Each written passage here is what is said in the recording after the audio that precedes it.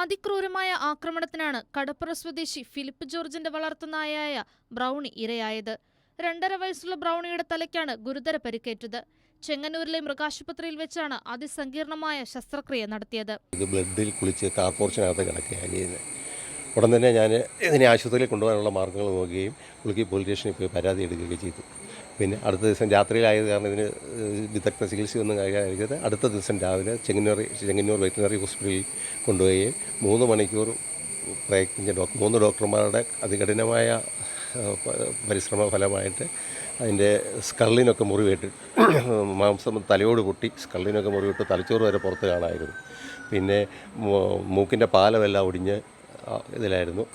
ഇവിടെ ഈ സാമൂഹ്യ വിരുദ്ധർ ഈ സമീപ പ്രദേശങ്ങൾ അവിടെ സമീപത്തൊരു വീട് ഒഴിഞ്ഞ് കിടപ്പുണ്ട്. അന്നേരം മദ്യപിക്കുന്നതിനുമൊക്കെ ആയിട്ട് ഇവർ ബൈക്കിൽ അവിടെ വരികയും ഇവർ മതിൽ കടന്ന് ചാടി പോകുന്നത് കാണുമ്പോൾ ഇത് കുരയ്ക്കുകയൊക്കെ ചെയ്യുന്നു.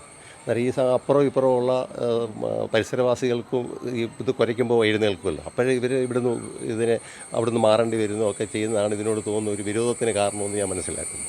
പ്രദേശത്ത് രാത്രികാലങ്ങളിൽ മദ്യപരുടെയും സാമൂഹ്യവിരുദ്ധരുടെയും ശല്യം ഏറെ നാളായി നിലനിൽക്കുന്നുണ്ടെന്നും ഇവരാകാം ആക്രമണത്തിന് പിന്നിലെന്നും ഫിലിപ്പ് ജോർജ് പറഞ്ഞു. സംഭവത്തിൽ ഫിലിപ്പ് ജോർജ് നൽകിയ പരാതിയിൽ പുളിക്കീഴ് പോലീസ് കേസെടുത്ത് അന്വേഷണം ആരംഭിച്ചിട്ടുണ്ട്. നായയെ ആക്രമിച്ച പ്രതിയെ സംബന്ധിച്ച് സൂചന ലഭിച്ചതായി പോലീസ് അറിയിച്ചു. കൈരളി ന്യൂസ്, പത്തനംതിട്ട.